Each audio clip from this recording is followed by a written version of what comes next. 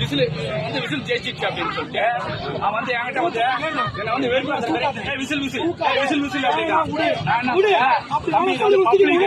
Public வந்து பேச வந்து வேற மாதிரி தம்பி போயிடலாம் அப்படின்னு சொன்னேன். அதுக்கப்புறம் அதனால உருவான பிரச்சனை தான் சார் இப்ப.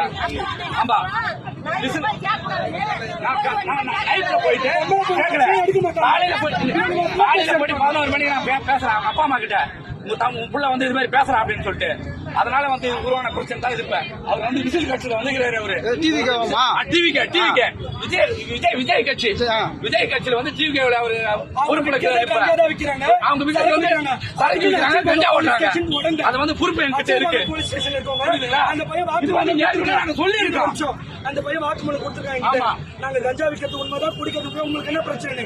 ஊர் தலைவர்களும் கேட்கல, பயம். கஞ்சா வித்து கத்தி எடுத்து வராங்க. இப்பயும் ஒரு பொண்ணு ஆதிலட்சுமின்ற பொண்ணு மறைச்சு வச்சு ஆல்ரெடி அவன் ஒரு பையனை கத்தியிலே குத்திருக்கான்.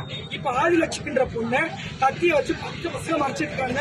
எக்ஸ் பாண்டு 2 ஊராட்சி மன்ற தலைவர் வீட்டில் பொண்ணு 10 வச்சிருக்காங்க பாதுகாப்பு கொடுத்து. அந்த கேஸையும் போலீஸ் எடுக்க முடியல.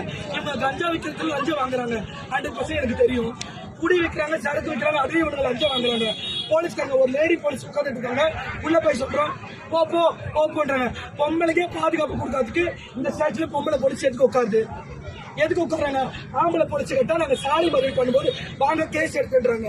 நேற்று நைட்டு கொடுத்த கம்பெனி ஒரு பொம்பளை துணியெல்லாம் கிழிச்சிருக்காங்க. சுயநினைவே இது வந்து கம்ப்ளைண்ட் எழுதி